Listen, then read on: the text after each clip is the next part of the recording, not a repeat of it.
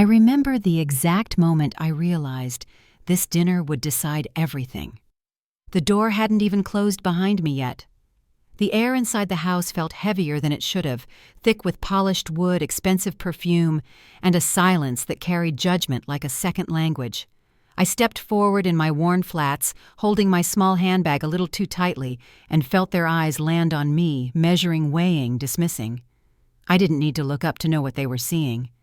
I could feel it in the pause and the way conversation faltered for half a breath too long. I didn't look like the woman they had expected. My dress was simple navy, unremarkable.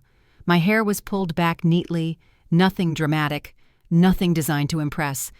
I looked exactly like what I wanted them to see, a poor, naive girl who had wandered into a world she didn't belong in. And that was the point. My fiancé had warned me his family cared about first impressions. He'd said it lightly with a crooked smile, as if it were an inside joke. Standing there under crystal lights and quiet stares, I understood what he really meant. They weren't meeting me. They were deciding whether I was useful. As I took my first step deeper into that house, a calm certainty settled in my chest. By the end of the night, someone was going to lose everything. I just didn't know yet how much they thought they had to lose. The house itself was exactly what you'd expect from people who believed wealth should be visible from every corner. Tall ceilings framed artwork chosen for price rather than taste, furniture arranged like a showroom rather than a home. It wasn't warm. It was impressive in the way a locked vault is impressive. I noticed all of this without staring, without slowing my pace, because looking too closely would have suggested curiosity. Curiosity was not part of the role I had come to play. My fiancé Daniel stood a few steps ahead of me, his shoulders slightly tense. He turned, smiled, and kissed my cheek in a way that felt practiced, almost performative. His eyes flicked down briefly, taking in my dress, my shoes, the absence of anything that might sparkle. Something passed across his face, embarrassment quickly masked as concern. "You're okay?" he asked quietly. "I'm fine," I said, and I meant it in a way he didn't understand. We were greeted before we could go any farther. His mother approached first, her posture flawless, her smile perfectly controlled. She looked me up and down with the efficiency of someone assessing an object rather than a person. Her eyes lingered on my hands, bare of rings that might suggest family money or quiet privilege. When she spoke, her voice was smooth and warm, but it never reached her eyes. "You must be the one Daniel's told us about," she said. I nodded, smiled politely, and offered my hand. She took it lightly, briefly, as if contact itself were a courtesy she was granting. I felt no warmth in the gesture, only dismissal wrapped in etiquette. "This is my mother, Eleanor," Daniel said, a fraction too late, as though he'd momentarily forgotten I was standing there. "It's very nice to meet you," I said. She inclined her head, already turning slightly away, as if the introduction were complete. A man I assumed was his father stood nearby, watching me with a more neutral expression. He shook my hand firmly, his grip solid but tired. There was curiosity there, perhaps even a hint of sympathy, but no challenge to his wife's authority. Dinner had not officially begun yet. Somehow the roles were already assigned. We moved into the sitting room where other family members and close acquaintances were gathered. Conversations resumed carefully, excluding me without being openly rude. I stood at Daniel's side, listening, observing, letting the silence around me stretch, just long enough to confirm what I already suspected. They spoke about investments, about travel, about people whose names carried weight in rooms I was never meant to enter. When they asked me questions, they were small ones, safe ones, the kind you ask someone you don't expect to say anything interesting. "Where did you grow up?" someone asked, smiling faintly. "A small town," I replied. "Oh," they said, as if that explained everything. Daniel stayed close, but strangely absent. When a remark drifted a little too close to insult, he shifted his weight, cleared his throat, then said nothing. I noticed every time. I stored each moment carefully, like a file saved for later reference. We were eventually guided toward the dining room. My seat was placed near the end of the table, close enough to be present, but far enough to be peripheral. I took it without comment, smoothing my dress, folding my hands in my lap. Eleanor watched me from across the table, her gaze sharp with expectation. I could almost hear the question forming in her mind. Would I be grateful? Would I be intimidated? Would I try too hard? I did none of those things. As the first course was served, Eleanor leaned slightly toward Daniel, her voice low, but not as discreet as she thought. "You should have told her what these dinners are like," she said. "Some people aren't used to formal settings." I met her eyes calmly. "My grandmother always said the company matters more than the table," I replied. I try to remember that. A flicker of annoyance crossed her face before her smile returned tighter this time. Someone at the table laughed politely. The conversation moved on. I felt it then clearly, unmistakably. The shift from curiosity to conclusion. They had decided who I was, not based on anything I'd done, but on everything I hadn't shown. They believed I was lucky to be here, that my presence was temporary conditional. I could almost see the invisible lines being drawn, placing me just outside the circle that mattered. And that was when something inside me settled completely. I had not come here to impress them. I had not come here to plead for acceptance or to prove my worth. I had come here to watch, to listen, to see how people behave when they believe there are no consequences. Daniel caught my eye, once his expression uncertain, as if he sensed the distance growing between us and didn't know how to cross it. He opened his mouth, then closed it again when his mother spoke. That hesitation told me more than any confession could have. The evening continued smooth on the surface, sharp beneath. Each comment, each glance, each carefully phrased remark confirmed what I had suspected long before I arrived. This family did not evaluate people by character or integrity. They evaluated them by value, by usefulness, by how well they fit into a future already planned. I played my part flawlessly. I answered questions simply. I laughed softly at jokes that weren't funny. I thanked them for the meal, for the invitation, for their time. I gave them exactly what they expected from someone they believed was small. As the plates were cleared and conversation drifted toward business matters I was clearly not meant to follow, I leaned back slightly in my chair and let myself breathe. They thought the test was over, that they had learned everything they needed to know about me. They were wrong. What they didn't realize, what none of them could see, was that this dinner wasn't a judgment of me. It was a mirror, and by the time they understood what it was reflecting, it would be far too late to look away. I didn't always plan to keep my life a secret, at least not at first. When Daniel and I met, it was in a place where people rarely pretend to be anything more than they are. A small coffee shop near my office, crowded, noisy, the kind of place where conversations blur together, and no one pays attention to anyone else. He was standing in line ahead of me, arguing gently with the barista about oat milk versus almond.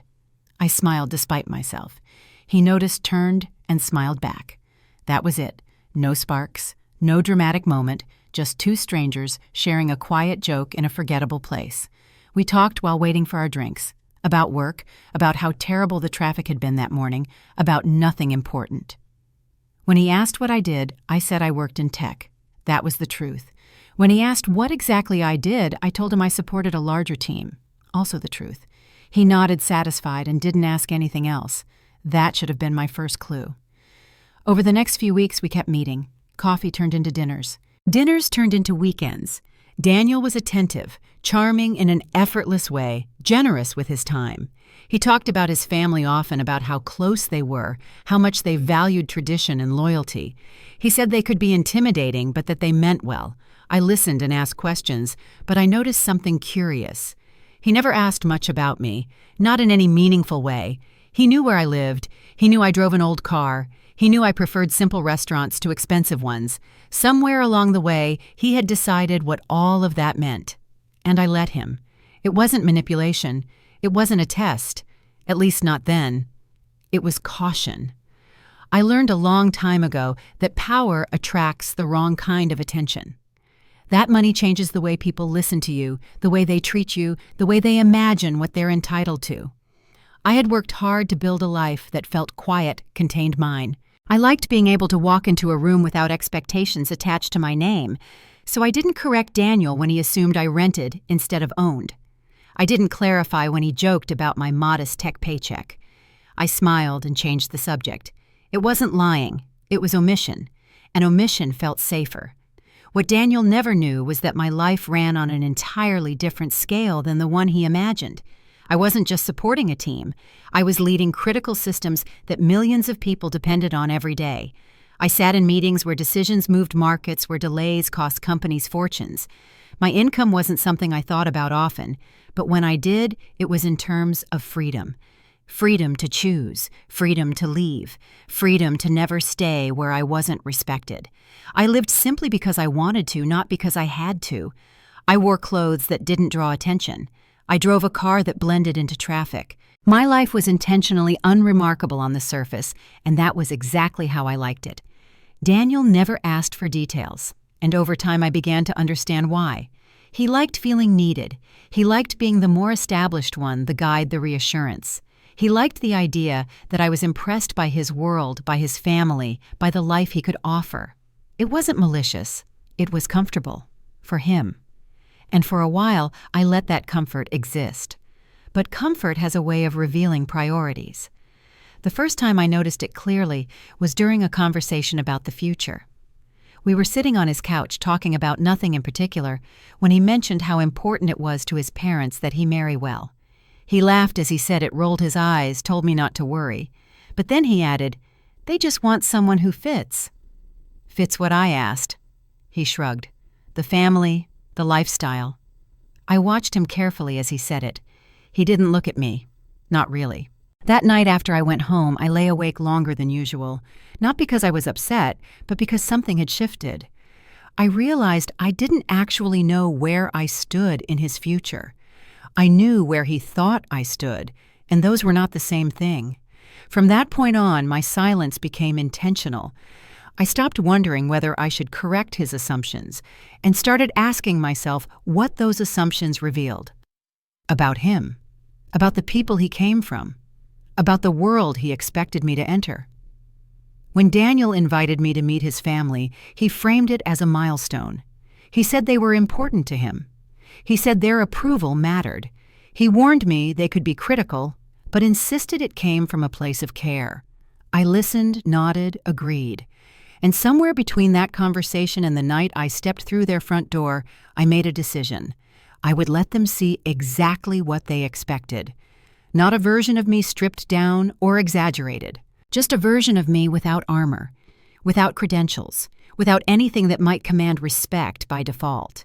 I wanted to see how they treated someone they believed had nothing to offer them. I told myself it wasn't about judgment, that I wasn't looking for reasons to walk away. But that wasn't entirely true. I had learned through experience I didn't often talk about that people are most honest when they think the stakes are low. When they think you don't matter, when they believe there's nothing to gain or lose by how they behave. So I went to that dinner exactly as I was, minus the parts of myself they would have valued. As the evening unfolded, every choice I'd made was confirmed. The subtle dismissals, the polite condescension, the way questions turned into conclusions before I'd finished answering them, the way Daniel's silence spoke louder than any insult. I wasn't surprised. I was informed. By the time dessert was served, I had stopped feeling like a guest and started feeling like an observer. Each interaction added another data point. Each comment clarified the structure I was standing inside. This family didn't see relationships as connections. They saw them as arrangements, as roles, as assets. And I had been assigned one. What struck me most wasn't the cruelty. It was the efficiency, the speed with which they categorized me, the confidence with which they assumed they were right. They didn't ask who I was because they didn't think it mattered. That was when I understood something fundamental. If I revealed myself now, it wouldn't change their values. It would only change their behavior. They would adjust, apologize, reframe, pretend. But I would never know what they would have done if they hadn't been forced to care. I didn't want politeness. I wanted truth. So I stayed quiet. I let Daniel continue believing the version of me that made him comfortable. I let his family settle into their certainty. I watched how easily decisions were made around me, without me, about me. And in that silence, something else became clear. If I was being underestimated, it wasn't a disadvantage. It was leverage, because people who think they're in control reveal far more than they intend to. They speak freely, they plan openly, they make mistakes, and they never think to look over their shoulder at the person they've already dismissed.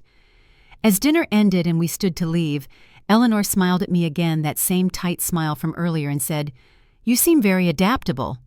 I smiled back. "I am." She thought it was a compliment. Daniel squeezed my hand as we walked out, as if seeking reassurance. I gave it to him. I told him I'd had a nice time. I told him his family was impressive. Both statements were true in their own way. What I didn't tell him was that the night hadn't shown me who they wanted me to be. It had shown me exactly who they were. And now that I knew, I had no intention of walking away blindly. Dinner began with a choreography so smooth it might have been rehearsed. Plates appeared in front of us without a sound. Glasses were refilled before they were empty. Conversation flowed around me like water around a stone, polite and continuous, never quite touching. I sat near the end of the long table, close enough to hear everything, far enough to be ignored. It wasn't an accident. Eleanor had chosen the seats herself, and I recognized the intention immediately. I took my place without comment, folding my napkin carefully on my lap, aware that even small gestures were being evaluated. There was a rhythm to the table that had nothing to do with the meal: who spoke first, who interrupted whom, who laughed, and who waited to be laughed at. Power moved through the room invisibly, and I could feel where it settled. So Eleanor said, turning her attention toward me, at last her smile practiced, "Daniel tells us you grew up somewhere quiet." She paused on the word as if it were a diagnosis. "Yes," I said, "it was quiet." "And your family?" she asked. "Are they nearby?" "Not anymore," I replied. "It's just me." There it was, the slight tightening around her eyes, the calculation. No parents, no siblings, no visible network. The conclusion arrived before the next course. "That must have been challenging," she said, her voice layered with something that pretended to be sympathy, not having guidance. Daniel shifted beside me. I felt it more than I saw it. He cleared his throat, but Eleanor continued before he could speak. Still, she added, "Some people do very well for themselves despite limitations." Limitations. I nodded, as if grateful for the reassurance. Across the table, a man I'd been introduced to as Eleanor's brother leaned back in his chair, studying me with open curiosity. His name was Victor, and unlike Eleanor, he made no effort to soften his interest. "What exactly do you do?" he asked. "Daniel says you work in tech, but that can mean anything these days." "I support a team," I said, "mostly behind the scenes." Victor smiled, pleased. "That makes sense," he said, as if a theory had just been proven. "Not everyone is meant for the front lines." A few people chuckled. Not unkindly, not warmly either. Daniel glanced at me, searching my face for a reaction. I gave him none. The conversation shifted smoothly away from me, turning toward investments, toward a recent acquisition Victor was clearly proud of. Eleanor listened with approval, offering occasional commentary, reinforcing alliances with a nod or a glance. I watched the dynamics unfold, noting who deferred, who challenged, who pretended not to notice either. When the discussion drifted back in my direction, it was subtle. Questions framed as curiosity, but edged with expectation. "Do you enjoy living so simply?" Eleanor asked. "Some people find it difficult to adjust when they're exposed to more." "I enjoy what I have," I said. "It keeps things clear." Victor raised an eyebrow. "Clear of what distractions?" I replied. For a moment, something flickered across his expression. Amusement, perhaps. Then he laughed. "That's one way to look at it," he said. "Though ambition has its place." I smiled politely. "So does knowing when you have enough." Daniel's hand tightened around his fork. He glanced toward his mother, then back at his plate. He didn't say anything. That was when I felt it clearly, for the first time. Not just disapproval, not just dismissal. Positioning. They weren't simply assessing me. They were deciding how much space I was allowed to occupy, how seriously my presence should be taken, how permanent I was meant to be. And Daniel was letting them. Eleanor began speaking about the family's expectations, careful to keep her tone conversational. She talked about tradition, about the importance of shared values, about how difficult it could be for someone from a different background to adapt. She never mentioned me directly, but every sentence was a boundary being drawn. I listened attentive, receptive, exactly as she wanted. I asked a question here and there, small ones, deferential ones. I laughed at the appropriate moments. I thanked her when she offered advice that was never requested. From the corner of my eye, I noticed Victor watching me more closely now. Not with interest, but with something sharper, as if he were testing how much pressure it would take for me to push back. He leaned forward slightly. "Daniel," he said, "you've always had interesting phases." Eleanor's gaze snapped toward him, but he continued. "Remember when you decided to backpack through Europe with nothing but a credit card and optimism?" Victor smiled. "We thought that was a phase too." Daniel flushed. "That was different." "Was it?" Victor asked lightly. His eyes flicked to me. "People grow out of things." The implication hung in the air unchallenged. I waited. I counted the seconds in my head. 1, 2, 3. Daniel opened his mouth, then closed it. He smiled weakly and took a sip of wine. That silence was louder than any insult. Something settled inside me then, heavy and clear. It wasn't anger, it wasn't hurt, it was understanding. They had already decided who I was, and Daniel had already decided it was easier to let them. As dinner progressed, I began to notice the cracks beneath the surface. A comment about timing that didn't quite add up. A glance exchanged too quickly when finances were mentioned. Eleanor interrupted Victor sharply when he started to talk about an upcoming announcement, redirecting the conversation with a forced laugh. "Not tonight," she said. "This is family time." Family time, I thought, watching how carefully she controlled the flow of information. Family time meant nothing that might disturb the narrative. When dessert arrived, Victor excused himself briefly to take a call. Eleanor followed him partway out of the room, her voice low but urgent. I caught fragments as they passed. "Needs to be resolved soon. Can't afford delays." They disappeared into the hall. Daniel noticed my attention and leaned closer. "Sorry," he murmured. "They can be intense." I looked at him. Really looked at him. At the tension in his jaw.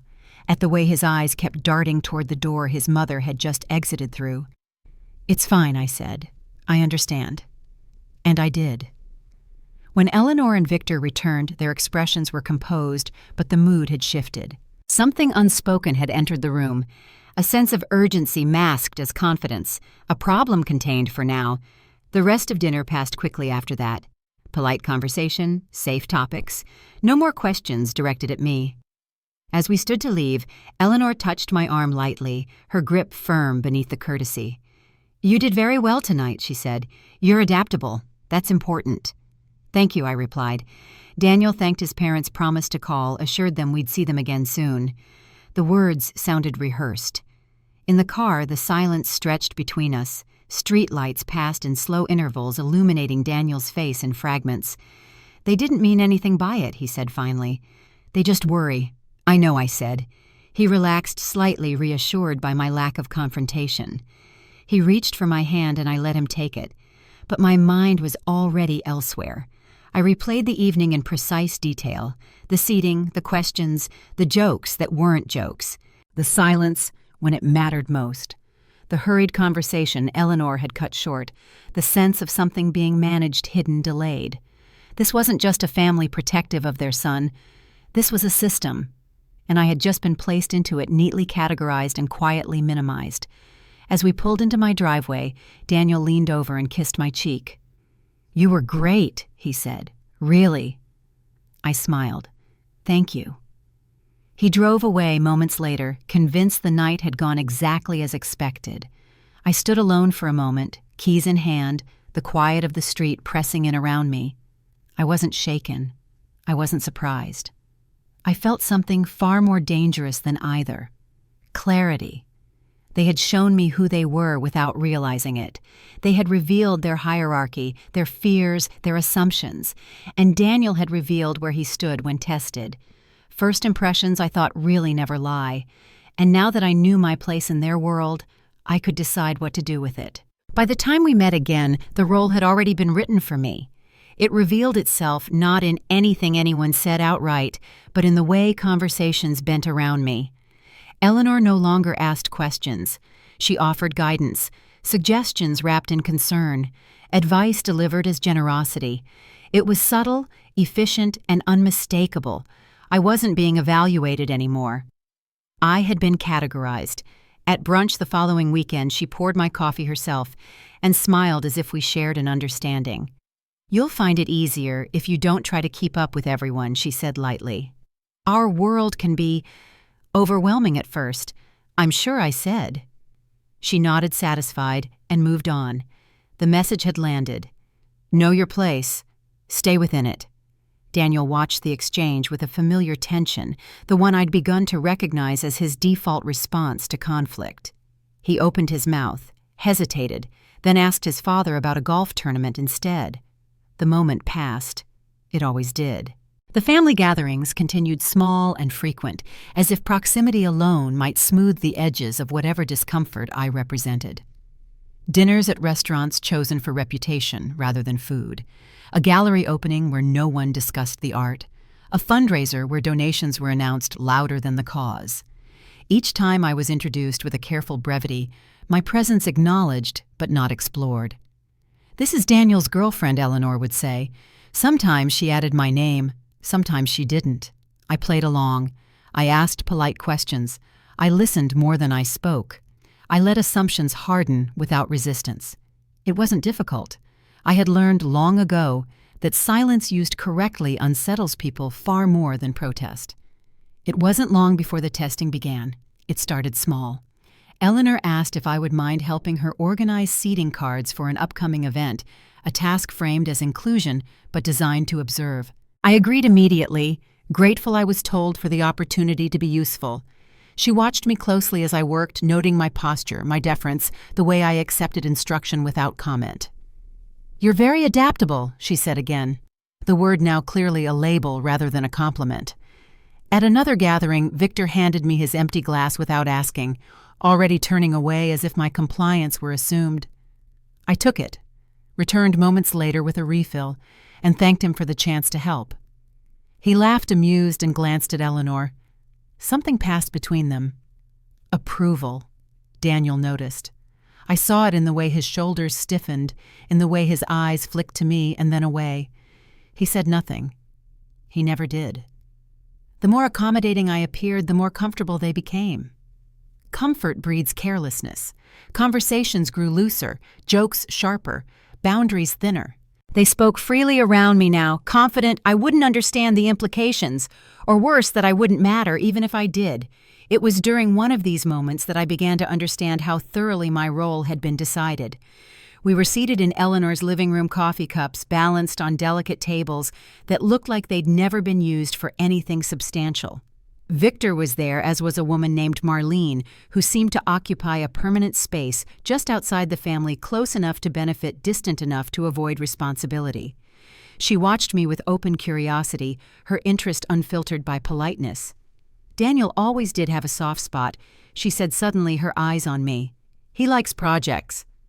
The room went quiet for half a second too long. "A project?" I asked gently, tilting my head as if curious rather than challenged. Marlene smiled. "I mean that kindly," she said. "You know, potential." Eleanor laughed quickly. Marlene has a way with words. Victor did not laugh. He studied me, assessing whether I would bristle, whether I would retreat, whether I would finally break character. I smiled. "I appreciate honesty," I said. "It saves time." Something shifted then, not enough for them to retreat, but enough to mark me as slightly more perceptive than expected. Victor's gaze sharpened. Eleanor's smile tightened. Daniel stared into his cup. That night, as we drove home, Daniel reached for my hand. "They didn't mean anything by that," he said. "You know how they are." I looked at him, at the familiar need in his eyes, the need for things to remain easy. "I know," I said again, and I did. What I knew with growing certainty was that this wasn't about me fitting in. It was about me staying small enough not to disrupt anything larger. The first glimpse of that larger thing came a week later. We were at Victor's house for dinner, an informal affair by their standards, which meant fewer guests and slightly less performance. I was clearing plates from the table when Victor and Eleanor moved into the adjacent room, their voices low but urgent. "Can't keep delaying," Victor said. "They're already nervous." Eleanor responded sharply. "I said we'd handle it." "And what if we don't?" he pressed. I paused, plates in my hands, standing just outside the doorway. They hadn't noticed me. Or perhaps they had, and simply didn't care. "We will," Eleanor said. "We always do." They fell silent when Daniel appeared behind me, reaching for the plates. I stepped aside, letting him take over, and the moment dissolved. But the words lingered. Delays, nervousness, handling it. Later that evening, Marlene cornered me near the kitchen. "You're very patient," she said. "That's rare." "I find it useful," I replied. She laughed. "You'll need it." For what I asked. She leaned closer, her voice dropping. "This family doesn't like surprises." I met her gaze steadily. "Neither do I." She smiled, then a slow, thoughtful expression. "Interesting." From that point on, the pressure became more direct. Eleanor began speaking openly about expectations, about how Daniel's future would involve responsibilities that required the right kind of partner, about sacrifices, about understanding when to step back. Each conversation was framed as concern, but the message was consistent. I was welcome as long as I remained flexible, as long as I didn't complicate things. Daniel was present for all of it. Sometimes he nodded, sometimes he looked away. Once, when Eleanor suggested I might want to reconsider my career ambitions if I planned to be part of the family long-term, he flinched. But he still didn't speak. That was when it became clear to me. This wasn't just his family's decision, it was his acceptance of it. I began to see the pattern everywhere.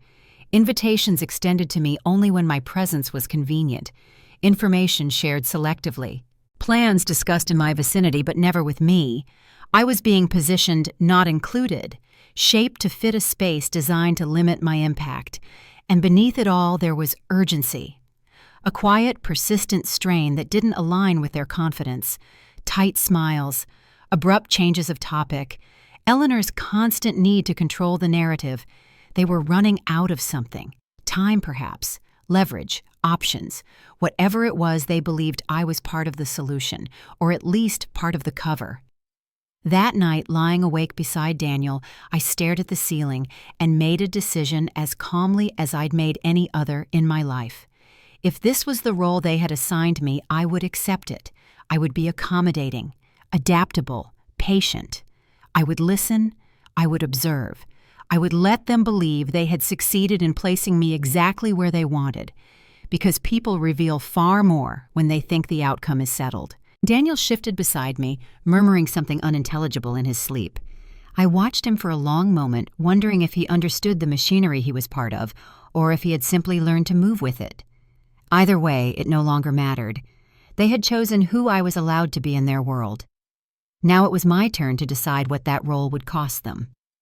The first sign that something was wrong came quietly, the way important truths often do.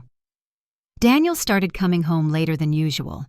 At first, it was nothing I could point to without sounding suspicious even to myself. A meeting that ran long. A dinner he hadn't mentioned until it was already over. His explanations were smooth, practiced, delivered with the same reassuring smile he always used when he wanted a subject to disappear. I nodded, accepted them, and filed the moments away without comment. Patterns don't announce themselves. They repeat until you can no longer ignore them. It wasn't just Daniel. The family shifted too. Invitations became oddly specific. I was asked to attend certain events and excluded from others not randomly, but strategically.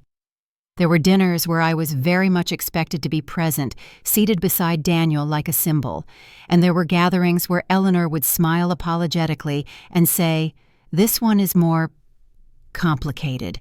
You wouldn't enjoy it." Complicated for whom, I wondered. I began to notice how often my presence coincided with moments that required appearances rather than decisions. Fundraisers, public-facing events, occasions where Daniel's image mattered. When things turned technical, financial, or time-sensitive, I was gently moved aside. At first, I told myself I was reading too much into it, that not every exclusion was intentional, that families had their own rhythms, their own boundaries. But the excuses grew thinner, and the timing too precise. One evening, while we were getting ready for bed, I asked Daniel a simple question. "What's coming up next month?" I said, casually flipping through my phone. He hesitated just long enough to register. "What do you mean, your schedule?" I said. "You've been busy." He laughed softly. "It's just a phase. Things are moving where I didn't ask." I waited. "You know how my family is," he continued. "When there's pressure, they close ranks." Close ranks. The phrase stayed with me long after the lights were off. The name surfaced shortly after that. Not directly, never directly. It was mentioned in passing, always in a context that suggested familiarity and importance. Someone Eleanor had lunch with. A person Victor ran into last quarter. A woman whose family understood how things worked. I never heard the full story. Only fragments. Enough to know she existed. Enough to know she mattered. When I asked Daniel about it, he brushed it off. Old connections, he said. Nothing relevant. He said it too quickly, too dismissively. One night as we sat on the couch, I asked him how his parents felt about our future. Not us in the abstract, but the practical details. Where we would live, what our priorities would be, how decisions would be made. "They want what's best," he said automatically. For whom I asked. He smiled, leaned closer, kissed my forehead. For everyone. It was a good answer. Too good. That was when I realized something uncomfortable. Daniel wasn't caught between me and his family. He was aligned with them. Maybe not aggressively, maybe not consciously. But alignment doesn't require intent. It requires acceptance. The truth settled in slowly like a weight I couldn't shake. I wasn't being prepared for a future. I was being positioned for a present. The realization came fully one afternoon when I arrived at Eleanor's house earlier than expected. I had forgotten a folder she'd asked me to bring to an event later that week. When I walked in, voices drifted from the study. I recognized Victor's tone, immediately sharp and controlled. "Can't afford uncertainty right now," he was saying. "Everything depends on timing." Eleanor responded, her voice calm but strained. "I know, we just need to keep things stable until it's resolved." And Daniel, Victor asked. There was a pause. "Daniel will do what's expected," Eleanor said. I stepped back quietly, my heart steady, my thoughts racing. They hadn't mentioned me by name, but I felt myself in the space between their words. Stability, timing, expectation. I drove home afterward without turning on the radio. The silence felt necessary. That evening, Daniel came home unusually attentive. He cooked dinner, opened a bottle of wine, asked about my day with more interest than he had in weeks. It should have comforted me. Instead, it confirmed my suspicion. This wasn't affection. It was maintenance. As we ate, I asked him if he was happy. Of course, he said. "Why wouldn't I be?" "I just wondered," I said. "Things feel different." He reached across the table and squeezed my hand. "Don't overthink it," he said gently. "Everything is going to work out." Work out. Another phrase that implied a process already in motion. Later that night when he was asleep, I stared at the ceiling and replayed everything I had seen and heard over the past weeks. The controlled conversations, the selective transparency, the way I was included just enough to be visible but never enough to be informed. The conclusion formed with a clarity that left no room for denial. I was never the plan. I wasn't the future they were building toward. I was the pause between decisions, the buffer, the presence that bought them time, legitimacy, and calm while something else took shape behind closed doors. And Daniel knew, maybe not every detail, maybe not the full scope, but enough. The next day, I decided to test him. We were having coffee an ordinary moment, in an ordinary cafe, the kind of setting where truths sometimes slip because the stakes feel lower. I asked him about long-term plans again, but this time I was direct. If things changed suddenly, I said, "Would you tell me?" He didn't answer right away. He smiled, took a sip of coffee, glanced around the room. "Why would things change?" he asked. That wasn't the question I said. His smile faltered just for a moment. "I don't like hypotheticals," he said. "They complicate things." There it was, the truth neatly wrapped in avoidance. I nodded as if satisfied. We talked about other things, the weather, a movie he wanted to see. The conversation drifted back to safe territory. Inside, something clicked into place. This wasn't about betrayal in the way people usually mean it. It wasn't about passion or impulse. It was about strategy, about keeping options open, about serving two futures at once and committing to neither until the outcome was guaranteed. I felt the sting of it then sharp and undeniable, not because I loved him in some desperate way, but because I had trusted him to treat me as an equal participant in my own life. That trust was gone. Still, I didn't confront him.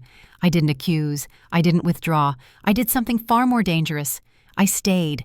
I watched him more closely. I paid attention to the details he didn't realize mattered, the way he answered certain calls in another room, the way his posture changed when his mother's name appeared on his phone, the way he avoided discussing timelines with me but spoke confidently about them with others. And in that observation, I understood something else. If I left now, I would leave ignorant. I would walk away with my dignity intact, yes, but without the truth fully exposed. They would adjust. They would continue. They would replace me with someone who fit the plan better, someone who wouldn't question the structure beneath the surface. I wasn't ready to do that. Not yet. One evening, as we prepared for another family gathering, Daniel looked at me with a strange intensity. "You're okay with all of this, right?" he asked. "The expectations. My family." I met his gaze evenly. "I'm adaptable," I said. Relief washed over his face. He hugged me, held me a moment longer than usual. "I knew you'd understand," he said. I did understand. I understood that I was being used as a placeholder, a stabilizing presence while something else was arranged out of sight. I understood that Daniel was choosing convenience over honesty. I understood that the family saw me as manageable, temporary, expendable. And I understood something else, too. People are most vulnerable when they believe their plan is working. As Daniel turned away satisfied, I made a decision as quietly as I had made every other one. I wouldn't leave. I wouldn't confront them prematurely. I wouldn't reveal what I knew. I would let them continue. Because if I was only here to buy them time, then the most important question wasn't why they were using me. It was what they were buying that time for. I stopped guessing and started paying attention. Once I accepted that something was being hidden from me, the world rearranged itself. Conversations gained subtext. Silences became loud. Daniel's habits, once unremarkable, now carried patterns I couldn't ignore. It wasn't paranoia. It was observation. The first thing I did was nothing dramatic. I didn't follow him. I didn't check his phone. I didn't ask questions designed to trap him. I simply listened more carefully than before. Daniel had always taken calls in the other room when they were work-related. Now I noticed how often those calls coincided with family dinners I wasn't invited to. I noticed how his tone shifted when he spoke to his mother. The way his voice lowered became compliant, almost rehearsed. I noticed how certain names were never spoken fully around me, reduced instead to pronouns and half-sentences. "She thinks we should wait," he would say. "They're nervous about timing. We'll talk about it later." Who was she? Who were they? Later when I asked, he answered vaguely. When I pressed, he smiled and changed the subject. He had learned long before he met me how to redirect discomfort. I let him. Instead, I began building a quiet map of the world he moved through when I wasn't present. It started with public information, corporate announcements, press releases, articles buried in industry publications most people never read. The family business appeared stable on the surface, but the language had changed. Words like expansion and confidence had been replaced with restructuring and strategic alignment. There were gaps where there shouldn't have been updates, delays explained away with optimism. I didn't jump to conclusions. I kept reading. Then I looked at timelines. Who attended which events? Who appeared in photographs next to whom? Who stopped appearing altogether? Patterns emerged slowly, but once they did, they were impossible to ignore. There was one name that kept surfacing at the edges. Not prominently, not often, but consistently enough to matter. A woman. Her name appeared in a caption under a charity photo 2 years ago, in a business panel recap 6 months later, in a congratulatory note attached to a joint venture announcement that never materialized. She was never described in detail. Her presence was assumed, not explained. She belonged. I didn't know what she was to Daniel yet, only that she existed in a space I was never meant to enter. The confirmation came on an evening that was supposed to be unremarkable. Daniel told me he had a late meeting. He said it casually, already reaching for his jacket, already halfway gone. I nodded, told him to have a good night, and returned to my book. An hour later, my phone buzzed. It was a message from Eleanor. "We may be running late tomorrow," she wrote. "Family dinner might need to be rescheduled. Tomorrow, family dinner." One I hadn't been invited to yet, but now knew existed. I stared at the screen for a long moment, then set the phone down. I didn't follow Daniel that night. I didn't need to. Instead, the next morning I did something far more useful. I reached out to someone I trusted. His name was Henry. We'd worked together years ago on a project that required discretion and patience in equal measure. He had since moved into consulting, the kind that dealt less with technology and more with people who thought they could hide behind it. When I asked if we could meet, he didn't ask why. He suggested a cafe near his office and said he had an hour. I told him only what he needed to know, that I believed my partner was being less than honest, that his family was involved in something time-sensitive, that I wanted clarity, not confrontation. Henry listened without interrupting, his expression neutral. "What are you hoping to find?" he asked finally. "The truth," I said, "even if I don't like it." He nodded. "Then don't ask questions that can be answered with words. What do I ask instead?" He smiled slightly. "You watch what people protect." Over the next few days, I did exactly that. I watched how Daniel guarded certain evenings, how his phone never left his side on particular days of the week, how he became irritable when I asked about future plans, but relaxed immediately when I shifted the conversation back to the present. I watched Eleanor more closely, too. Her confidence slipped in small ways. A misstep in a conversation, a glance exchanged too quickly with Victor. A sudden need to control the narrative when someone asked the wrong question. They were under pressure, real pressure. And pressure reveals priorities. The final piece fell into place on a Tuesday afternoon. I was leaving work earlier than usual when I saw Daniel's car parked outside a restaurant he'd mentioned once before, casually as a place his family liked. I slowed without thinking, my foot easing off the accelerator.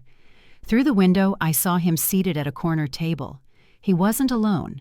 The woman across from him leaned in as she spoke, her posture familiar, comfortable. Daniel listened intently, his expression soft in a way I hadn't seen in weeks. At one point, she reached across the table and touched his hand. He didn't pull away. I parked 2 blocks down and walked back slowly, my steps steady, my breathing even. I stood outside long enough to be certain, long enough to remove doubt completely. There it was. Not a misunderstanding, not a coincidence, not a moment taken out of context. A parallel life. I didn't feel dizzy. I didn't feel sick. I felt cold, focused, and very clear. I took one photograph, just one, enough to anchor reality if anyone ever tried to rewrite it. Then I left. That night, Daniel came home late. He kissed my cheek, apologized, told me the meeting had been exhausting. I listened, nodded, asked if he wanted dinner. He smiled, grateful, and said he'd already eaten. I didn't challenge him. I didn't flinch. I didn't let anything show, because the question had shifted. It was no longer whether he was lying. It was why. The answer came sooner than expected. 2 days later, Eleanor called and asked if I could stop by the house. "Just you," she added, as if it were a kindness. "I want to talk." I arrived exactly on time. She was waiting for me in the sitting room. Posture, perfect smile, composed. For the first time since I'd met her, there was no pretense of warmth. "This family is facing a delicate period," she began. "Transitions can be complicated." I said nothing. "Daniel has responsibilities," she continued, "expectations that predate any relationship." Still nothing. She studied me carefully. "I hope you understand that sometimes things don't turn out the way we imagine." There it was, the warning, or the preparation. "I understand," I said quietly. Relief flickered across her face. She had expected resistance. My calm unsettled her. That night, I met Henry again. I showed him the photograph. I told him about the conversation with Eleanor. I told him everything. He didn't look surprised. "You're a contingency," he said matter-of-factly. "They're keeping things stable until another arrangement is finalized." "With her," I said. "Yes." I sat back, letting the truth settle fully. Not just emotionally, but strategically. "What do you want to do?" he asked. I thought of Daniel's smile, of Eleanor's certainty, of the way they had all assumed I would quietly accept whatever outcome they decided. "I want them to finish what they started," I said. Henry raised an eyebrow. "That can get messy." "I know," I replied. "That's why I'm not stopping them." He considered me for a long moment, then nodded. "If you're going to do this," he said, "you'll need timing and witnesses." "I'm working on it," I said. When I went home that night, Daniel was already asleep. I watched him for a long moment, searching for something familiar, something real. I found nothing. I lay down beside him and closed my eyes, not to rest but to plan. They believed they were managing the situation, that I was passive, uninformed, replaceable. That time was on their side. They were wrong. Time was the one thing I now controlled. The hardest part wasn't discovering the truth. It was living with it without letting it change my face. After that afternoon outside the restaurant, everything slowed down. Time stretched in a strange, deliberate way, as if my mind had shifted into a different gear. I went to work, I answered emails, I laughed at the right moments. I listened to Daniel talk about his day, about meetings that never happened, about people whose names no longer meant anything to me. He lied easily. That was the most unsettling part. Pain I could handle. What I hadn't expected was how quickly pain could harden into something else. I didn't confront him. Not yet. I needed to understand the full shape of the thing I was standing inside. Partial truths only create partial freedom. Instead, I began documenting everything. Not obsessively, not emotionally, methodically, dates, times, locations, small inconsistencies in his stories, messages that arrived late at night and were answered in another room, family events that suddenly became men-only or business-related. Each detail on its own meant nothing. Together they formed a narrative Daniel would never willingly tell me. I wasn't collecting ammunition. I was preserving reality. The more I observed, the more I understood how carefully the lie had been constructed. Daniel wasn't reckless. He wasn't careless. He was managed, guided, corrected when necessary. Eleanor called more frequently now, her voice always pleasant, always measured. Victor stayed in the background, visible only when something required pressure. They were closing ranks, and they were assuming I wouldn't notice. The emotional impact arrived late when I least expected it. One evening, Daniel reached for me as we sat on the couch, pulling me close with the familiar ease of a man who believed nothing had changed. For a brief moment, my body reacted out of habit. Then my mind caught up, and the distance became unbearable. I stood abruptly. "I'm tired," I said. "I'm going to bed." He looked startled, then concerned. "Did I do something?" The question hung between us, absurd and revealing. "No," I said. "I just need some space." He nodded, relieved by the lack of accusation. "Of course," he said. "Get some rest." That night alone in the dark, the devastation finally surfaced. Not as tears or panic, but as a quiet grief for the person I thought he was. For the future I had unconsciously imagined. For the trust that had existed without question. I let myself feel it fully. I didn't rush past it or dull it with distraction. Pain acknowledged loses its power to control. By morning, something essential had changed. I wasn't heartbroken. I was done. That was when I decided to give Daniel one final chance to tell me the truth. Not because I expected him to, but because I needed to know beyond doubt whether he was capable of it. I chose the moment carefully. Neutral territory. A cafe we'd been to dozens of times. Late afternoon, when the rush had thinned and conversation could linger without drawing attention. I arrived early, ordered tea, and waited. When Daniel sat down across from me, he smiled easily. "You look tired," he said. "I am," I replied. "I've been thinking a lot." His posture shifted almost imperceptibly. "About what?" "Us," I said simply. He relaxed a fraction. "What about us?" I looked at him steadily. "Is there anything you want to tell me?" The question was open. Non-threatening. It offered him a wide door. He laughed softly. "That's a dangerous way to start a conversation." "I'm serious," I said. "Anything at all?" He studied my face, searching for clues for accusation, for drama. Finding none, he leaned back. "No," he said. Why should there be? There it was, the choice made cleanly. I nodded. I just wanted to ask. He reached for my hand, squeezing it. You worry too much, he said gently. Everything is fine. I let him hold my hand. I let him believe the moment had passed. Inside, the last thread snapped. That evening, I sent a single message to Henry. I'm ready. He responded almost immediately. Then we planned carefully. The next phase wasn't about gathering information. I already had what I needed. It was about structure, about timing, about ensuring that when the truth emerged, it wouldn't be contained, dismissed, or reinterpreted. Henry introduced me to someone else a few days later. A man named Robert Older Precise, with the calm demeanor of someone who had seen powerful people unravel before. He asked me to tell my story once without interruption. When I finished, he nodded. You understand that once this starts, he said, you won't be able to control every outcome. I don't want control, I replied. I want clarity. He smiled faintly. That's usually how it begins.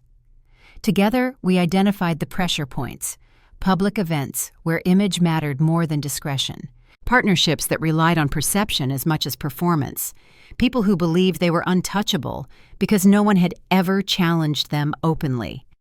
Eleanor had a favorite phrase, we'll handle it privately. That was the assumption everything rested on. What they didn't understand was that privacy only protects you when everyone involved agrees to keep it. In the meantime, I continued playing my role. I attended family dinners. I smiled at Eleanor's careful questions. I listened as Victor spoke confidently about future plans that no longer felt inevitable. I let Daniel believe I was secure, adaptable, grateful. He grew more relaxed as the days passed, more affectionate, more certain that whatever tension had existed was fading. He was wrong. The night that confirmed everything came unexpectedly. We were getting ready for bed when his phone buzzed. He glanced at the screen, then turned it face down on the dresser. Work? I asked casually. Yes, he said too quickly. I watched him in the mirror as he crossed the room, his shoulders tight, his movements controlled. He didn't pick up the phone again, but his attention remained split-pulled elsewhere. Later, after he fell asleep, I checked the time. Then I checked my notes. The pieces aligned with unsettling precision. This wasn't just betrayal. It was coordination. I lay there staring into the darkness and felt something close to gratitude. Not for what had been done to me, but for the clarity it had given me. There would be no second guessing, no regret. By morning, I had finalized my decision. I would not expose them in private. I would not plead my case behind closed doors. I would not allow this to become a matter of interpretation. If they believed appearances mattered so deeply, then appearances would be where the truth lived. When Daniel kissed me goodbye that morning, he lingered longer than usual. I'm glad you're here, he said. So am I replied, and I meant it. Because staying now was no longer an act of patience, it was strategy. They thought the situation was stable, that their careful balancing act was holding, that I was a variable already accounted for. They had no idea that the most dangerous moment in any plan is the one where everyone believes it's already succeeded. And I was done waiting for permission to speak. I was waiting for the right moment to be heard. The plan didn't begin with confrontation.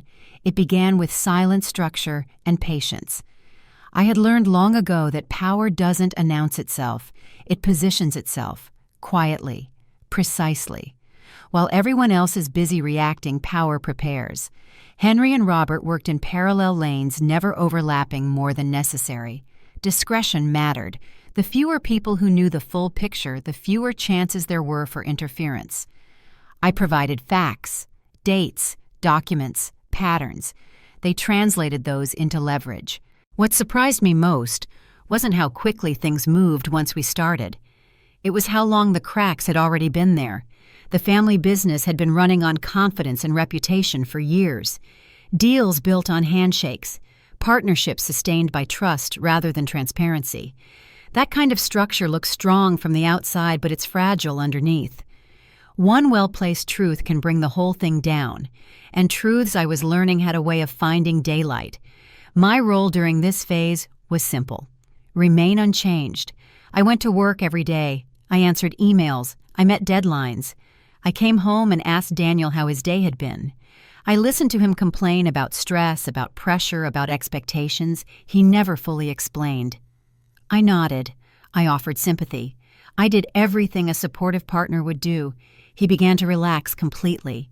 That was when he proposed. It happened on a quiet evening, no family present, no witnesses beyond the dim restaurant lighting, and a few distracted diners. He reached across the table, his voice trembling just enough to suggest sincerity, and asked me to marry him.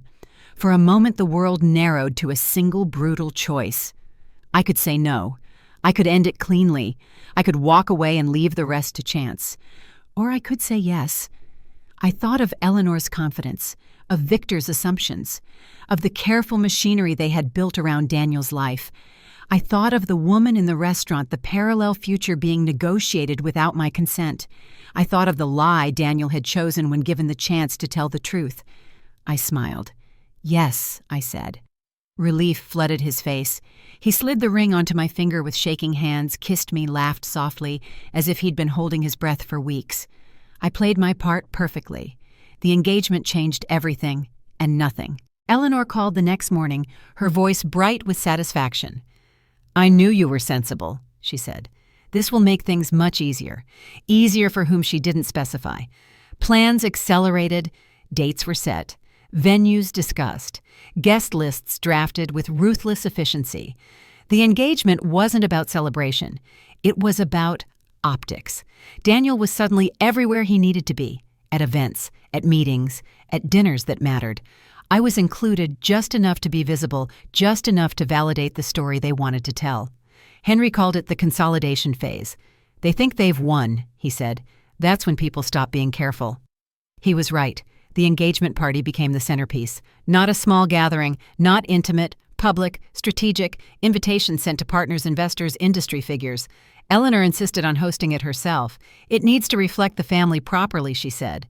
Reflect was doing a lot of work in that sentence. Behind the scenes, things were aligning faster than I'd expected.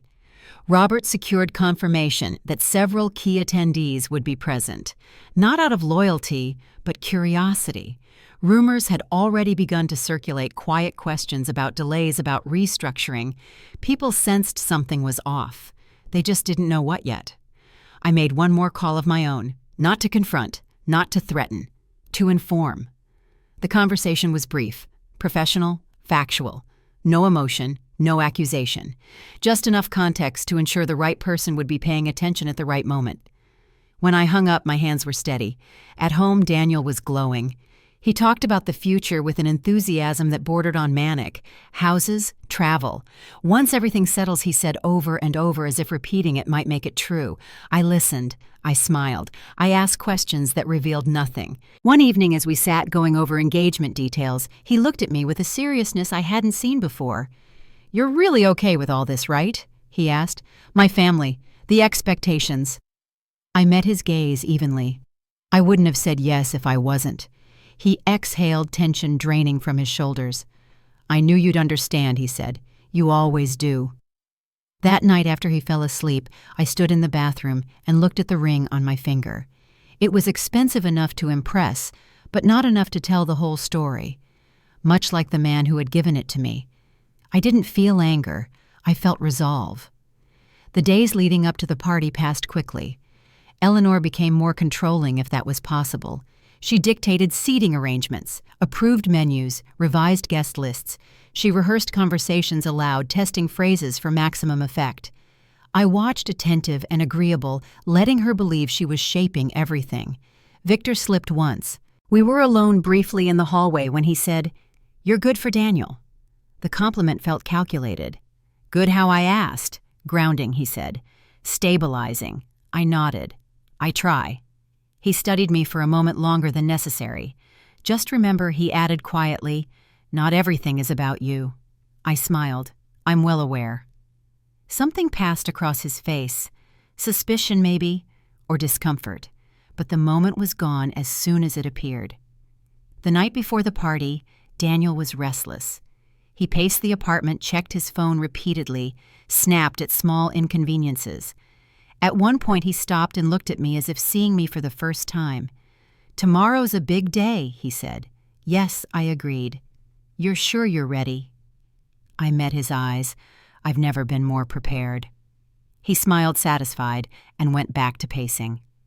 After he went to bed, I sat alone in the living room and reviewed everything one last time. Messages, documents, timelines. There were no gaps. No assumptions. Everything was anchored in fact. I thought about the girl I had pretended to be when I first met his family. Poor, naive, easily overlooked. They had believed that version without question. They had built their plan around her. Tomorrow they would meet the version of me they never thought to look for. The morning of the engagement party dawned clear and cold. I dressed carefully, not in the modest clothes I usually wore, but in something deliberate.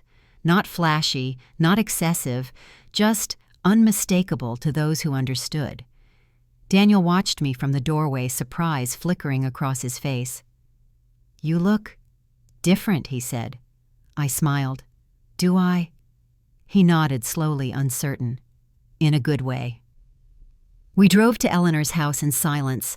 The driveway was already crowded with cars I recognized from previous events. Valets moved efficiently rehearsed. Everything was in place. As we stepped inside, I felt it, the collective expectation, the confidence, the certainty that this was a beginning. They didn't see the ending approaching. I took Daniel's arm and walked into the house with my head high, my expression calm, my role intact. The final stage was set, and this time, I wasn't here to observe. I was here to speak. I didn't follow him because I was suspicious. I followed him because I needed the doubt to end. It happened on a Thursday, the kind of ordinary day that invites lies to hide comfortably inside it. Daniel told me he'd be working late. He said it casually, without emphasis, already reaching for his coat.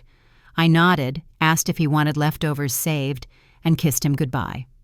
The door closed behind him with a soft finality that felt heavier than it should have. I waited 20 minutes.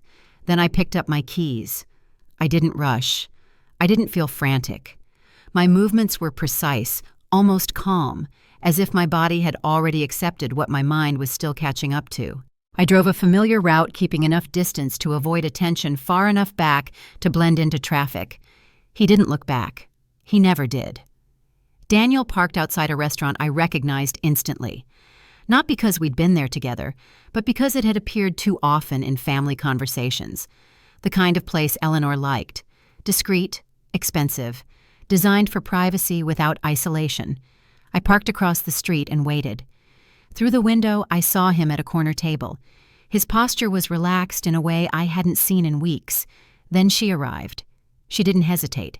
She didn't scan the room. She walked straight to him, smiled, and sat down as if the seat had been waiting. Their familiarity was unmistakable, not tentative, not cautious, comfortable.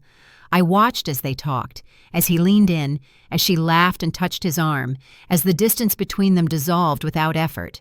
This wasn't a meeting, it was a continuation. At one point she reached across the table and took his hand.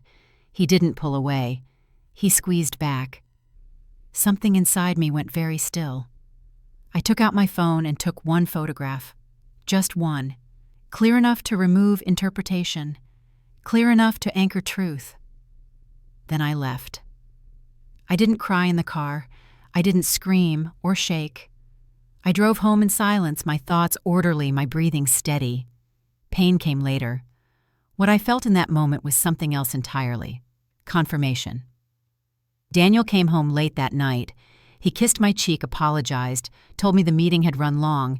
He smelled like wine and unfamiliar perfume. I smiled, asked if he was hungry, and went to bed early. I lay awake for hours, staring at the ceiling, replaying the evening with forensic clarity. Every glance, every gesture, every assumption I had once dismissed as insecurity. This wasn't an accident. This wasn't confusion. This was choice. The next morning I woke before him. I made coffee. I answered emails. I went to work. From the outside, nothing had changed. Inside, everything had. Over the following days, I watched him with new eyes. The way he guarded his phone. The way he framed his stories, carefully adjusting details depending on his audience. The way he spoke about the future without ever anchoring himself to it. He was living in two timelines, and he believed himself skilled enough to manage both. I decided to give him one last chance, not because I expected honesty, but because I needed to hear the lie clearly, without ambiguity, without room for self-doubt later. I chose a moment that offered him every advantage. We were sitting at the kitchen table, evening light spilling softly through the window. Dinner was finished. There were no distractions, no interruptions waiting to rescue him. "Can I ask you something?" I said. He looked up, smiling. "Of course." I kept my voice neutral. "Is there anyone else I should know about?" He blinked once, just once. Then he laughed softly, as if the idea were almost charming. "What do you mean I mean exactly what I said?" I replied. "Anyone else?" He leaned back in his chair, relaxed. "No," he said easily. "Why would you ask that?" I held his gaze. "I just want honesty." "You have it," he said without hesitation. "I would never do that to you." There it was. Not a pause, not confusion, not uncertainty. A complete lie delivered with confidence. I nodded as if reassured. "Okay," I said. He reached for my hand. "You don't need to worry so much," he added gently. "We're good." I let him hold my hand. I let him believe the conversation had ended where he wanted it to. That night when he fell asleep, I stood by the window and looked out at the city lights. I felt the grief then finally, but it was distant, contained. Not the kind that demands comfort, the kind that demands resolve. I wasn't heartbroken. I was finished. The lie changed everything, not because it hurt, but because it clarified. Daniel wasn't conflicted. He wasn't trapped. He wasn't unsure. He was deliberate. And that meant this was no longer a private matter between two people. It was a structure built on deception, supported by a family who believed outcomes mattered more than integrity. I sent a message to Henry the next morning. He replied minutes later. Then we proceed. From that point on, I stopped thinking in terms of confrontation and started thinking in terms of exposure. Lies thrive in shadows. Truth requires light. I reviewed what I had: the photograph, the timelines, the conversations, the patterns that linked Daniel's behavior to his family's urgency. It wasn't just infidelity, it was coordination. I saw it clearly now. I had never been the future they were planning toward. I was the present they needed to keep stable, while something else solidified behind closed doors. And I had agreed to that role without being informed. They had underestimated me in every possible way. My intelligence, my awareness, my capacity to endure without breaking. That underestimation was their greatest mistake. I continued playing my part flawlessly. I smiled. I attended meetings. I discussed wedding plans with Eleanor, who beamed with satisfaction. I listened to Victor speak confidently about opportunities that were almost finalized. Daniel grew more relaxed by the day. He believed the danger had passed, that whatever tension I'd felt had resolved itself into acceptance. He was wrong, because acceptance doesn't look like silence when silence is chosen strategically. The night before the engagement party, Daniel asked me if I was nervous. "A little," I said. He smiled, relieved. "It'll be great," he said. "Everyone's excited." I met his eyes and returned his smile. "I know." What I didn't say was that excitement and exposure feel very similar from the inside. As I lay in bed that night, I thought about the version of myself who had walked into his family's house months ago dressed simply, intentionally small. I thought about how easily they had dismissed her, how confidently they had decided what she was worth. Tomorrow they would learn how expensive that decision had been. Daniel slept beside me, unaware that the lie he had chosen had already sealed his fate. Unaware that the photograph I had taken, the words he had spoken, the silence he had relied on, were now part of something far larger than he could control. I closed my eyes not to rest but to focus. This was no longer about betrayal. It was about consequences, and the stage was already set. The house was alive in a way it never had been before. From the moment we arrived, everything shimmered with intention. Lights glowed warmly through tall windows. Music floated from this garden, soft and tasteful. Guests moved through the space with practiced ease, greeting one another with the confidence of people who believed they were exactly where they were meant to be. This was not an engagement party. It was a coronation. Eleanor stood near the entrance, radiant in a pale dress that spoke of control rather than celebration. She greeted guests with flawless timing, her smile widening or narrowing depending on what each person could offer. Victor hovered nearby, glass in hand, already slipping into conversations that mattered. Daniel stayed close to me, his hand firm on my back, his posture straight with pride. He believed this night marked a victory. I wore a dress he hadn't seen before, not extravagant but unmistakably deliberate. The fabric moved differently, the cut demanded attention without begging for it. More than one guest paused when they saw me, their expressions shifting subtly from curiosity to reassessment. Eleanor noticed too. I felt her eyes linger, calculating, unsettled by a detail she hadn't approved. "Everything looks perfect," I said to her when we exchanged greetings. She smiled tightly. "Of course it does." The room filled quickly. People I recognized from past gatherings and others I knew only by reputation. Industry partners, advisors, individuals whose presence signaled confidence, not affection. I watched them cluster, watched the way Victor guided conversations, the way Eleanor redirected questions with surgical precision. This was the moment they had been preparing for. A server passed with champagne. I took a glass not because I needed it, but because it completed the image. Daniel leaned close. "You okay?" he asked. "Of course," I said. "You?" He exhaled, relieved. That word again. As the evening progressed, the energy sharpened. Conversations became more focused, less social. I overheard phrases repeated in different corners of the room. Alignment, stability, timing, confidence. The same words I'd been hearing for weeks, now spoken openly as if the risk had passed. Eleanor gathered a small group near the fireplace, her voice carrying just enough to draw attention. "We're entering a very exciting phase," she said, "a period of growth." Heads nodded, smiles spread. Daniel was pulled into a conversation near the bar, his face lighting up as someone congratulated him. He laughed easily, gesturing as if the future were already signed and sealed. I watched him from across the room, noting how relaxed he looked, how certain. I drifted instead. I moved through the space without hurry, offering polite greetings, listening more than speaking. Each interaction added texture to the moment. People were curious about me now. They asked questions differently. They lingered. They recalibrated. I answered carefully, truthfully, without revealing everything. At one point, a woman approached me, her expression thoughtful. "You must be very proud," she said. "Of what?" I asked. "Of how well everything is coming together," she replied. I smiled. "It's been illuminating." She laughed softly, unsure whether I was joking. The shift was subtle, but it was happening. The confidence in the room began to wobble just slightly, like a structure under unexpected weight. People checked their phones more often. Conversations paused mid-sentence. A few guests glanced toward the entrance as if waiting for someone. Daniel noticed it too. "Something feels off," he murmured when he found me again. "Does it?" I asked. He frowned. "Just nerves, I guess." Across the room, Victor spoke with a man whose posture screamed authority rather than wealth. Their conversation was short, tense. Victor nodded too quickly. When it ended, he scanned the room, his eyes landing on Eleanor. She met his gaze, her expression unreadable. I felt the moment approach like a change in pressure before a storm.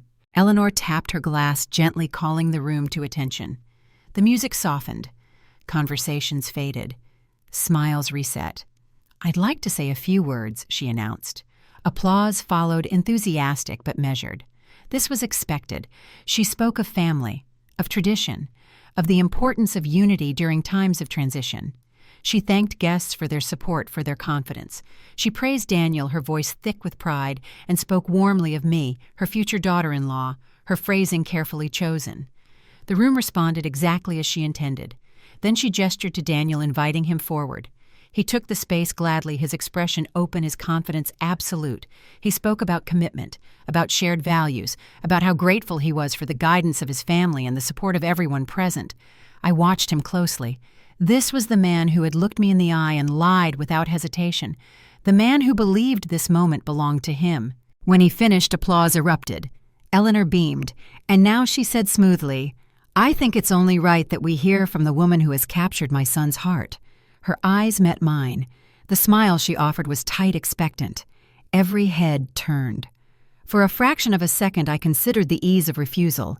I could have laughed it off, claimed nerves stayed exactly where I was. They would have adjusted. They always did. Instead, I set my glass down. I walked forward calmly, feeling the collective attention settle over me like a held breath.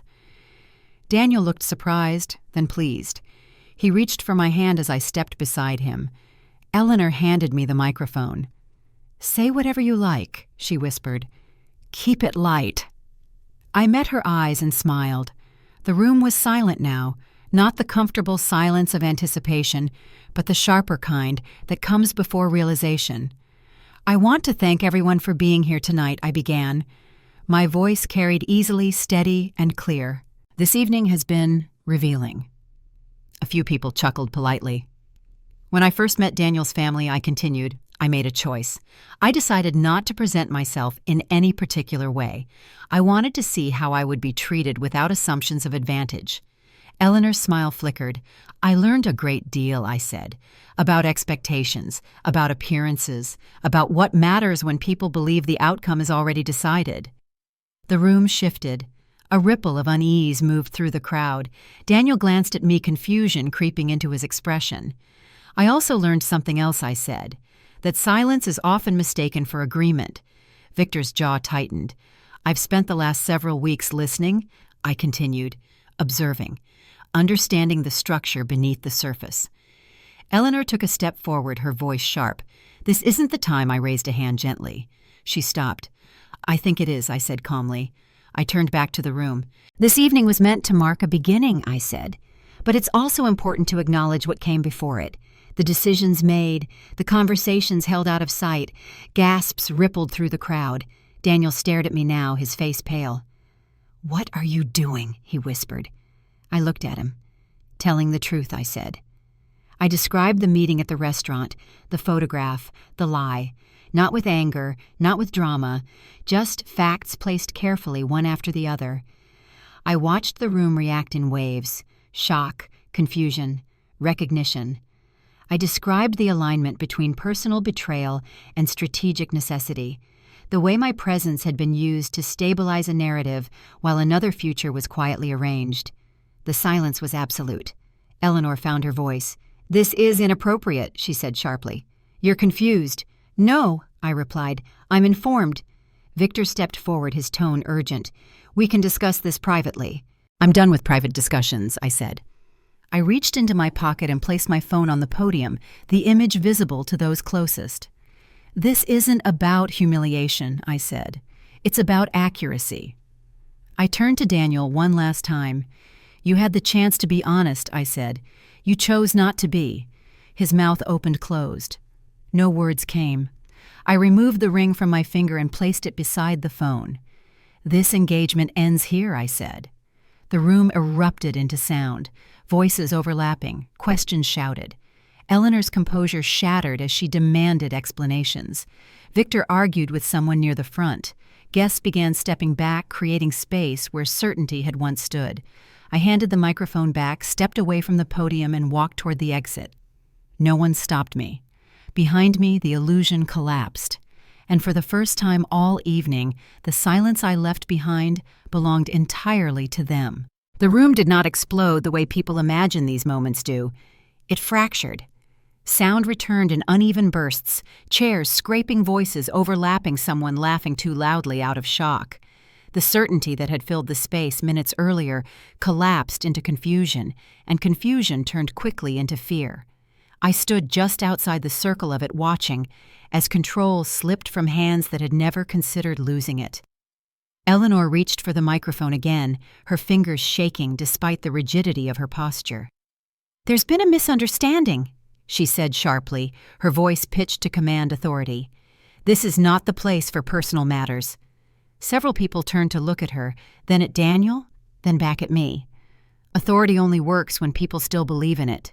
Daniel finally found his voice. "This isn't what it looks like," he said, stepping forward. His face was pale, his eyes wide with panic rather than regret. "She's taking things out of context." I met his gaze steadily. Then provide the context, I said. He opened his mouth, then stopped. Words require alignment with truth. He had none to reach for. Victor moved next. His tone, urgent, controlled the voice of someone accustomed to solving problems quietly. We don't need to do this here, he said. Let's step into another room. No, I replied. This is exactly where it belongs. The crowd shifted, forming distance where closeness had once been. People began checking their phones, whispering, piecing together implications faster than Eleanor could dismantle them. A man near the front spoke up. Is this about the partnership, he asked? Victor's head snapped toward him. This has nothing to do with it. Has everything to do with it, I said calmly. The timing, the urgency, the need for appearances to remain stable. Eleanor's composure finally cracked. You have no idea what you're talking about, she said. You're emotional. The word landed flat. I'm not emotional, I said. I'm precise. I turned back to the room. For weeks, I was positioned as a constant, a reassurance, a signal that nothing was changing while other arrangements were finalized.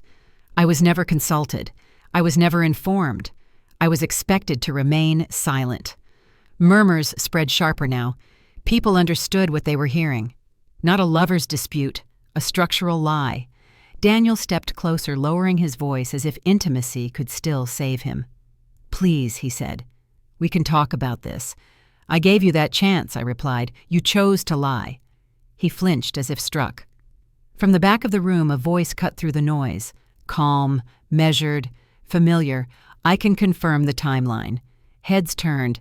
Henry stepped forward, flanked by a man I recognized from industry briefings. Not a guest, a decision-maker. The shift in energy was immediate. The discussions you referenced, Henry continued, were ongoing while this engagement was publicly presented as settled. That's not speculation. That's documented. Victor stared at him, disbelief giving way to calculation. Who authorized you to speak on this? Henry smiled slightly. Facts don't require authorization. The man beside him spoke next. Given what's been revealed, he said, addressing the room, there will be a review, effective immediately. The word review rippled outward, heavy with consequence. Eleanor took a step back as if the floor had moved beneath her. You can't do this based on evidence, the man interrupted, which we now have. Daniel turned to his mother. Desperation etched into his face. You said this wouldn't happen. Her silence answered him. Something in his expression broke then. Not dramatically, quietly. He looked at me again, searching for something, mercy perhaps. This wasn't supposed to hurt you, he said weakly. That's the problem, I replied. You never considered whether it would. I picked up the ring from the podium, feeling its weight one last time, then placed it into his open palm. Give it to someone who actually knows the arrangement, I said. Gasps followed. Cameras appeared. Conversations surged. I stepped back, creating space between myself and the wreckage. The family's unity disintegrated in real time. Eleanor argued with Victor, their voices sharp and unguarded. Daniel stood frozen, exposed. Guests who had arrived confident now edged toward exits, recalculating allegiances. I didn't stay to watch it all collapse. As I walked toward the door, someone reached for my arm. I turned. It was the woman who had congratulated me earlier. Her expression changed completely. I'm sorry, she said quietly. I didn't know. I nodded. Most people didn't. Outside, the night air felt cleaner, cooler. I took a deep breath and let it settle in my lungs. Behind me, the sound rose again. Arguments, hurried calls, the unmistakable noise of consequences arriving faster than anyone had planned for. Henry joined me a moment later. It's done, he said. It started, I corrected. He smiled. Fair. Lights flared as a few guests emerged, faces, tight voices urgent. The story would travel now beyond the walls, beyond their control, not shaped by narrative, but by record. I walked down the steps without looking back. For months, they had believed they were directing the outcome, that they could manage perception indefinitely, that silence meant consent.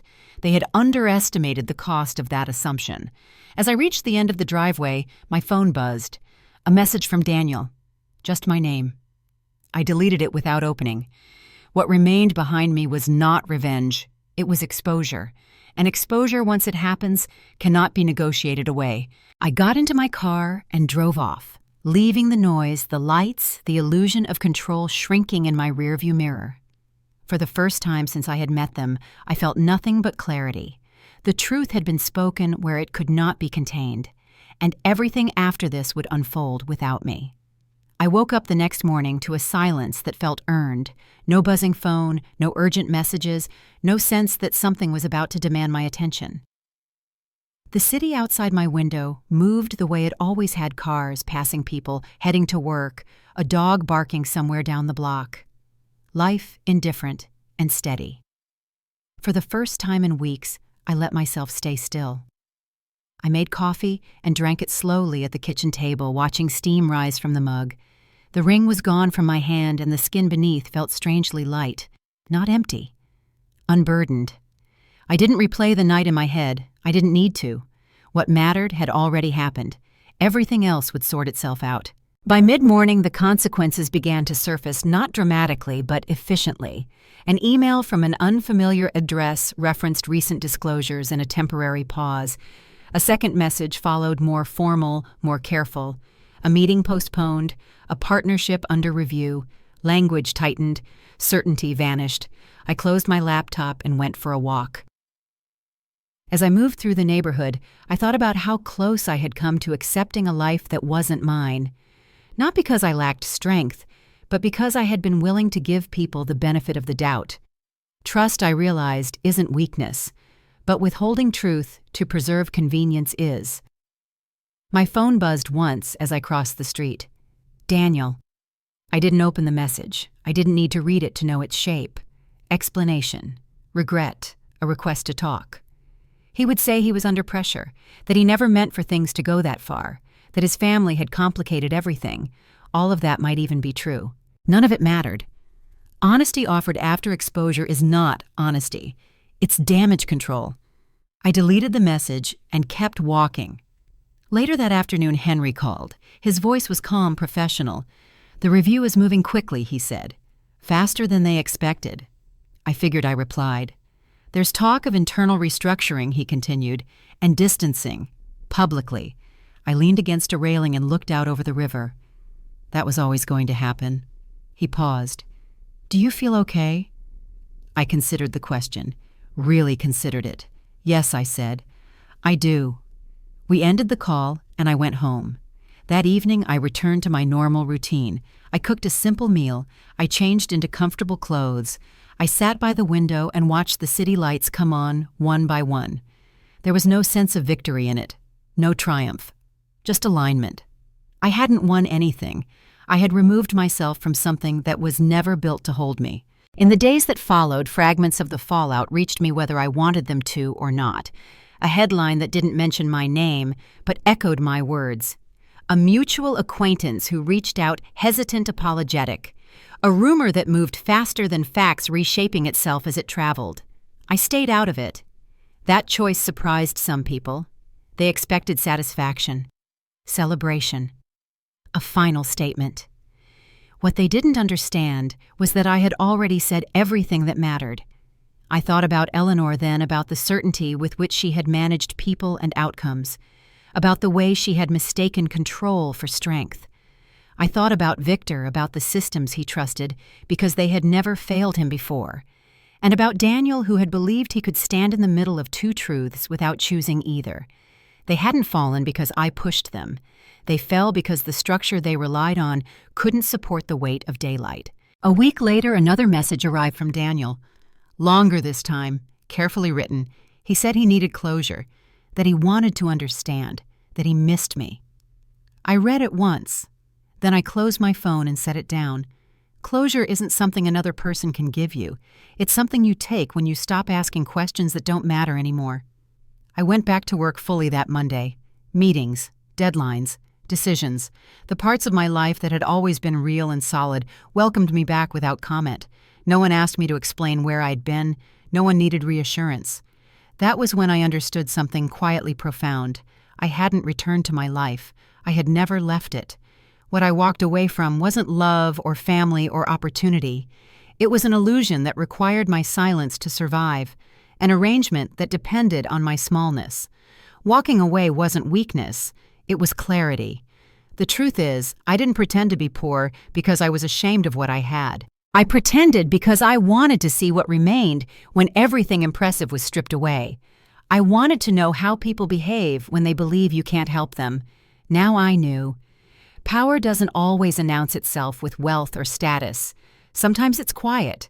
Sometimes it's patient. Sometimes it waits until the moment when being underestimated becomes an advantage. I still live simply. I still drive the same car.